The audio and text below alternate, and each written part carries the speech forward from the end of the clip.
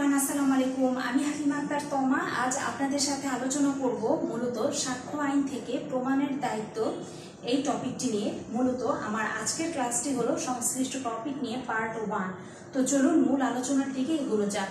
প্রথমেই সাক্ষ্য আইন ধারা 101, এখানে বলা আছে প্রমাণের দায়িত্ব। 101 ধারা অনুযায়ী যখন কোনো ব্যক্তি কোনো ঘটনার অস্তিত্ব দাবি করে এবং আদালতের নিকট রায় প্রত্যাশা করে, বিচার প্রত্যাশা করে, তখন উক্ত ঘটনা প্রমাণের দায়িত্ব যে দাবি করে উক্ত ব্যক্তির উপর বর্তায়। এখন একটা উদাহরণ দিয়ে বিষয়টা ক্লিয়ার করে দিই। মনে করুন মিস্টার এক্স তিনি দাবি করছেন যে মিস্টার ওয়াই কোনো একটি অপরাধ করেছে এবং তার বিচার তিনি আদালতের নিকট দাবি করছেন। তাহলে এই যে মিস্টার ওয়াই সে যে অপরাধ করেছে, এই বিষয়টি প্রমাণের দায়িত্ব কার উপর বর্তাবে? ধারা 101 অনুযায়ী এই বিষয়টি প্রমাণের দায়িত্ব মিস্টার এক্স এর উপর বর্তায়, কারণ যেহেতু মিস্টার এক্স তিনি দাবি করছেন। এবার চলে যাই পরবর্তী ধারা 102। এখানে বলা আছে প্রমাণের দায়িত্ব যার উপর ন্যস্ত থাকে।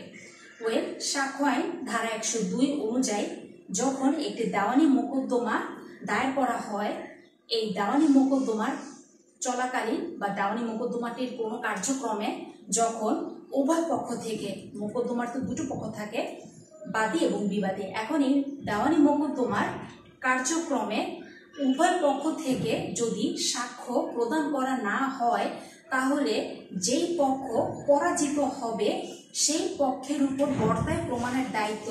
মোকদ্দমার বিষয়বস্তু কি ছিল, এটি পরাজিত হয়ে যাওয়া পক্ষের উপরই প্রমাণের দায়িত্ব বর্তায়। এখন একটা উদাহরণ দিয়ে বিষয়টা ক্লিয়ার করি। মনে করুন মিস্টার এক্স মিস্টার ওয়াই এর বিরুদ্ধে একটি দেওয়ানি মোকদ্দমা রুজু করেছে। মোকদ্দমাটির বিষয়বস্তু হলো যে মিস্টার ওয়াই এর দখলকৃত যে জমিটি আছে, এই জমিটি মিস্টার এক্স তার। এখন মিস্টার এক্স সে দাবি করছে যে ওয়াই এর দখলকৃত জমিটি ওয়াই এর পিতা মিস্টার জেড এক্স এর নামে উইল করে দিয়ে গেছে। এখন এই যে মিস্টার এক্স তিনি যে দাবি করছেন যে ওয়াই এর দখলকৃত জমিটি ওয়াই এর পিতা জেড তার নামে উইল করে দিয়ে গেছেন, তাহলে এই বিষয়টি প্রমাণের দায়িত্ব মিস্টার এক্স এর উপর বর্তায়। তো এই হলো আজকের ক্লাসের আলোচনা, ধারা 101 এবং ধারা 102। কেমন লাগলো আজকের ক্লাসটি? অবশ্যই আপনাদের মূল্যবান মন্তব্য কমেন্ট বক্সে লিখে পাঠাবেন।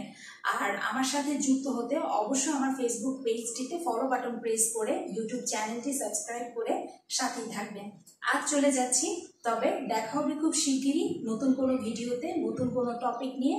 সে পর্যন্ত সবাই ভালো থাকবেন, সুস্থ থাকবেন, সকলের মঙ্গল প্রত্যাশা করে আজ এখানেই শেষ করছি। খোদা হাফেজ।